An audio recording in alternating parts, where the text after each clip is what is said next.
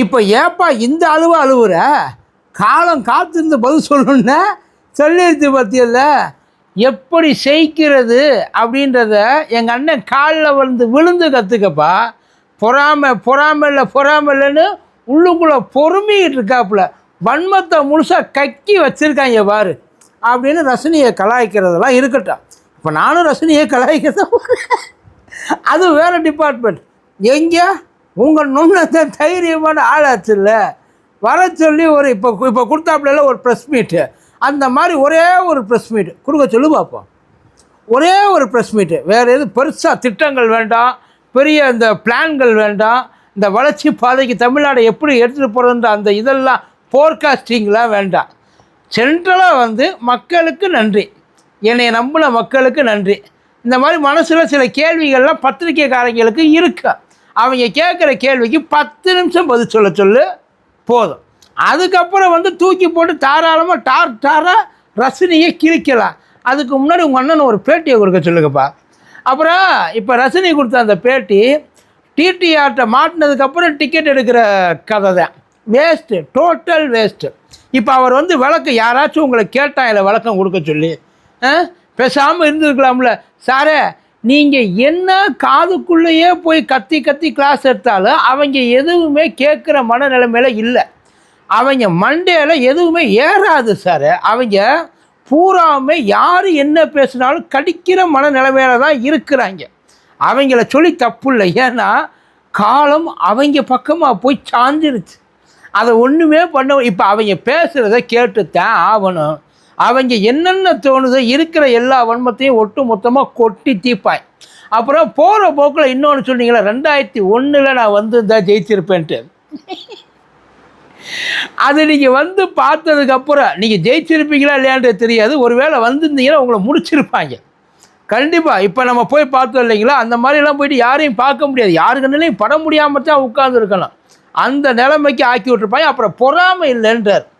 அதெல்லாம் இல்லாமலாம் இருக்காது சார், அதெல்லாம் இருக்குது. அதுக்கு அவர் சொன்ன காரணம் தான். எனக்கு அவருக்கும் ஒரு ஜென்ரேஷன் டிஃப்ரென்ஸ், 25 இயர்ஸ் டிஃப்ரென்ஸு.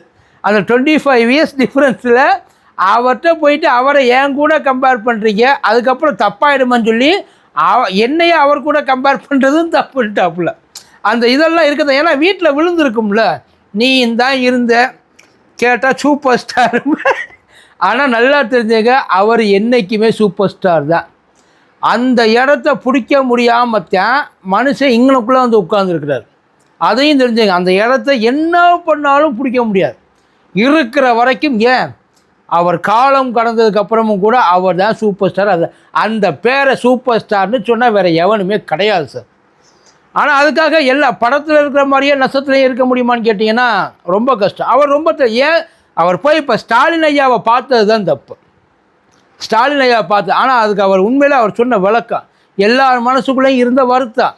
திமுக தோற்றதை பற்றி யாரும் எதுவும் கவலைப்படல, ஏன்னா அதுக்கு கிடைச்ச பரிசு. ஆனால் ஸ்டாலின் ஐயா தோற்றது எல்லாருக்குமே ஒரு வருத்தம், உண்மையிலே பெரும் வருத்தம் அது.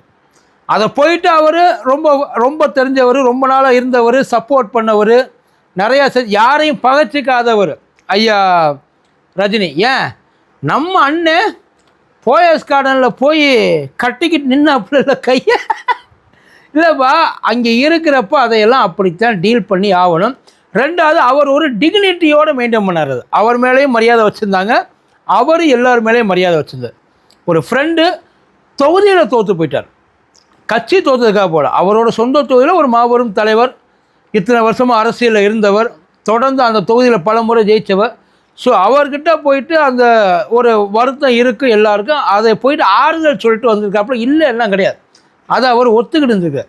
அதுக்கப்புறம் விஜய் அவர் ஒன்றும் குறைச்செல்லாம் சொல்லலை. இப்போ விஜய் எல்லாத்தையும் செய்யணும், விஜய் வந்து மக்களை ஏமாற்றக்கூடாது, மக்கள் நம்பி அப்படிலாம் எதுவுமே சொல்லலை. அவர் டைம் கொடுங்கன்னு இருக்கார்.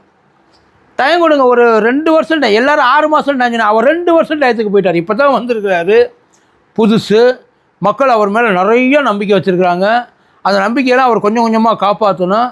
அதனால் அவர் யார் இப்போதைக்கு அவசரப்படுத்தாதீங்க. அதே நல்லா தாண்டா சொல்லியிருக்கிறாரு.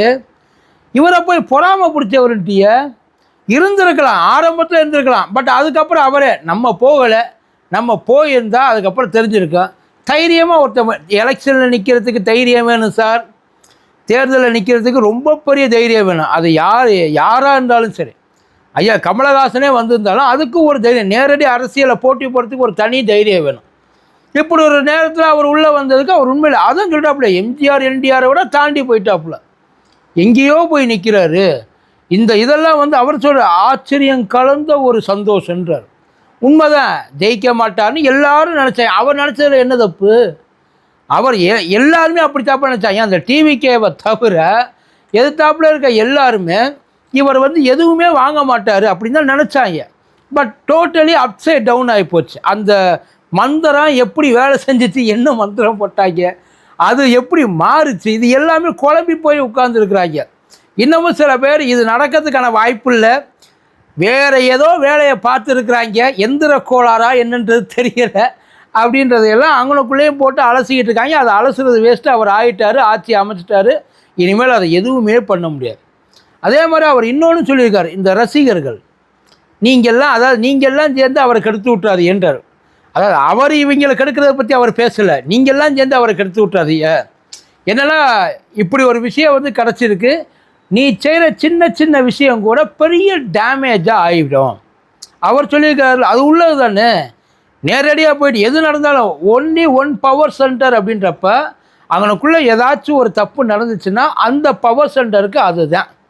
ஆனால் இது தெரியாமல் அவரை போயிட்டு அடின்னு அடிச்சிட்டு இருக்காங்க. ஏன்? அவர் தான் சொல்லிட்டாரு, நான் அரசியலே கிடையாதுடா, இல்லை, நான் இருந்து ஒரு வேளை ஏதாச்சும் பண்ணி தோற்றுருந்தா அதில் ஒரு நியாயம் இருக்குது. அதிமுகவும் திமுகவும் சேர்ந்து பண்ணுறதுக்கு நீங்கள் தூது போனீங்களா? வேறு ஆளே கிடைக்காதா?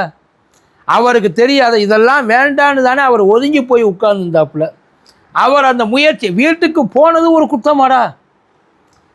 வீட்டுக்கு போய் இப்போ முதலமைச்சர் கூட தான் ஸ்டாலின் ஐயா வீட்டுக்கு போனார், அவர் ஆதரவு கேட்க போனார். கட்சியவே கூட்டணி கட்சி மட்டும் பத்தாது, உங்கள் ஆதரவும் வேணும் அப்படி அவர் கேட்டார். ஸ்டாலின் முடியாதுன்னு மூஞ்சியிலேயே குத்தி அமிச்சிட்டாருன்னு சொல்ல முடியுமா? உள்ளுக்குள்ளே என்ன பேசுனாங்க, என்ன செஞ்சாங்க, யார் மறைஞ்சு இறைஞ்சு இப்படி பேச போகிறவங்க இப்படியேவா பேசுவாங்க, நேரடியாகவா பேசுவாங்க? ஆனால் இங்கே இருக்கிறவங்களுக்கு அதெல்லாம் எனக்கு தெரியாது, வாடன்னா அடிப்போம் அவ்வளவுதான். அவைகளோட சிந்தனை முடிஞ்சு போச்சு. எங்களுக்கு எல்லாரையும் பகிச்சிக்காதீங்க, அது முதல்ல ரொம்ப தப்பு. அவர் உண்டு, அவர் வேலை உண்டு, படம் உண்டுன்னு உட்கார்ந்துருக்கிறார். அவர் தான் போட்டு காமிச்சிட்டாங்கல்ல, கோமாளியில் போட்டு காமிச்சாங்கல்ல, இது நான் அரசியலுக்கு வருவது உறுதி. ஐயோ இது 96 நான் நம்ப மாட்டேன் சொன்னா பிள்ளைங்கள.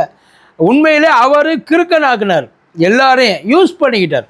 அது ஒன்றும் தப்பும் கிடையாது. நல்லா தெரிஞ்சவங்க அரசியலுக்கு வர்றேன்னு சொல்லிட்டு அதுக்கப்புறம் இல்லை நான் வரலன்னு சொல்லி பேக் அடித்தார்ல, அதான் அந்த நேரத்தில் அவர் யோசிச்சிருக்க மாட்டார், இது எவ்வளோ அசிங்கம், கேவலமாக பேசுவாங்க, மட்டமாக திட்டுவாங்க, நம்மளை மானபங்கப்படுத்துவாங்க, இதெல்லாம் அவருக்கு தெரியும்ல. இருந்தாலும் வந்ததுக்கப்புறம் இதையெல்லாம் சமாளிக்கிறதெல்லாம் நமக்கு முடியுமா, நம்மளால் அது முடியாது அப்படின்னு நினச்சதுனால தான் அந்த மனுஷன் வேண்டாம் அப்படின்னு சொல்லி பேக் அடித்து திரும்பி வந்துட்டார்.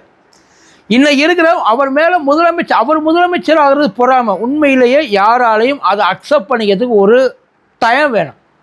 இன்னும் சொல்ல போனால் தாவேக்காரங்களே அண்ணன் முதலமைச்சர் ஆகிட்டாரா, எதுவும் மாற்றிட மாட்டாங்க. எவ்வளவு கஷ்டப்பட்டார் உண்மையிலே, இந்த கஷ்டத்தையெல்லாம் அவர் படுவாரா? அவர் எவ்வளோ தூரம் கம்பேர் பண்ணியிருக்கார், எம்ஜிஆர் என்டிஆர் எல்லாரோடையும் கம்பேர் பண்ணியிருக்கார். இப்படி ஒரு விஷயத்தை இது வரைக்கும் சாதனையை யாருமே பண்ணதில்லைன்றார். தயவுசெய்து அவரை விட்டுருங்க. இதுக்கப்புறம் அவர் இந்த சீனுக்குள்ளேயே வரல, அவர் இதை பற்றி கவலையும் பண்ணல. எவன் ஆண்டா என்ன, இப்போ ஸ்டாலின் ஆண்டா ஏதாவது செய்ய போகிறாங்களா, ஐயா பழனிசாமி ஆண்டா ஏதாவது செய்ய போகிறாங்களா, இல்லை விஜய் ஆண்டா தான் ஏதாச்சும் செய்ய போகிறா? யாரும் எதுவும் செய்யாமல் இருக்கிறது நல்லது. அதுக்கு தான் இந்த பேட்டியை அவர் கொடுத்தது நியாயமான பேச்சு, அதெல்லாம் இல்லை எல்லாம் சொல்ல முடியாது. எலெக்ஷனுக்கு முன்னாடி நிறையா விஷயங்கள் நடந்திருக்கும். அப்படி நடக்கிறப்ப ஆளாளுக்கு பழைய தூக்கி யார் மேலேயோ போட்டுக்கிட்டு இருந்தாங்க. இப்போ கூட ஆட்சிக்கு வந்ததுக்கப்புறமும் கூட பழைய அரசாங்கம் சரியில்லை, பயங்கரமாக கடனை வாங்கி வச்சுட்டு போய் சார் இதே பேச்சாக சொல்லிகிட்டு இருந்தேன். அவங்க யார் மேலேயாவது பழியை போட்டு அதை படியாக்கி மேலே ஏறி வர்றது தான். அதை இங்கே அடிக்க இங்கே ஏறுது, அதை சொல்ல இங்கே ஏறுது. அவர் இப்போ அவரை சேஃப் கார்ட் பண்ணிக்கிறார். என்னன்ட்டு, என்னைய எதுவும் வம்புக்களுக்காத, என் வழி தனி வழி, என் வழியில் தயவு செய்து யாரும் குறுக்க வராது, எவன் என்ன ஆனாலும் எனக்கு எதை பற்றியும் கவலை கிடையாது. இன்னொன்று சொன்ன, கமலஹாசன் ஆனால் பரவாயில்ல, உண்மைதான். கமலஹாசன் ஒரு வேளை ஆயிருந்தா நமக்கு கிடைக்க வேண்டியது நம்மளோட கம்மியாக இருக்க கமலஹாசன் போயிட்டாப்புல. அந்த இடத்துல ஒரு பொறாமை வந்திருக்கலாம் அப்படின்ற. இதுக்கு வேலையே கிடையாது, போயிட்டு போகுது. இனிமேல் இந்த பிரச்சனையெல்லாம் இப்போ கொண்டாந்து, இந்த காக்கா கழுகு பிரச்சனையெல்லாம் இப்போ கொண்டாந்து இழுக்காதீங்க. அதெல்லாம் முடிஞ்சு போச்சு, ஹிஸ்டரி ஆயிடுச்சு. இனிமேல் அதை போய் தோன்றதுலையோ நோன்றதுலையோ அதை கிளறதுலையோ ஒரு பிரயோஜனம். அதை வச்சு நம்ம டைவர்ட் தான் பண்ணலாமே தவிர வேறு எதுவும் கிடையாது. இப்போ அடுத்த எலெக்ஷன் வர்றப்ப இவர் கட்சி ஆரம்பித்து நிற்க போகிறாரா? யோசிச்சு பாருங்க. கடைசி வரைக்கும் அவர் அந்த இடத்த ஹோல்ட் பண்ணிட்டா போதும். தமிழ்நாட்டுக்கு நீ தான் முதல்வர், தமிழ்நாட்டு மூவி இண்டஸ்ட்ரிக்கு நான் தான் முதல்வர், அதை அடிச்சிக்கவே முடியாது அவரை பொறுத்த வரைக்கும். அதில் அவர் தெளிவாக இருக்கிறாப்புல.